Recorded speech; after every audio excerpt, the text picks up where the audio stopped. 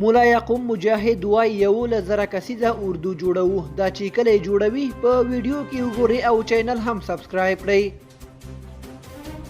د طالبانو د حکومت د دفاع وزیر مولا یعقوب مجاهد وایي چې د افغانستان لپاره د 11,000 سرتیرو غښتلي اردو په جوړولو یې کار پیل کړی دی.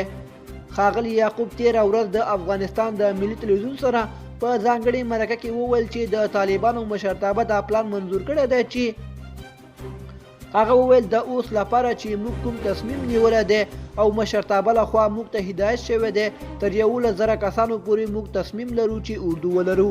آینده کې به بیا ضرورتونو ته ګورو چې په څومره حد کې مخ ته تللی شو او څومره اردو ته هیواد اړتیا لري.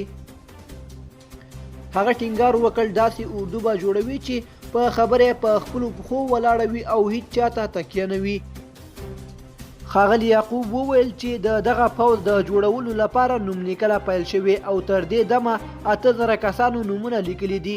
هغه وویل چې 10,000 عسکرو وار د مخه پوځي روزنې ترلاسه کړي او فارغ شوي دي، خو ویې نه ویل چې دا کسان چیرې روزل شوي او چا روزلي دي. له کومې ورځې چې طالبان واک ترلاسه کړی د دغې ډلې د جنګیالیو دقیق شمیر معلوم نه دی. دوستانو زموږ د نن ورځې خبر تر همدې ځایه و. تر بیا ښه وخت.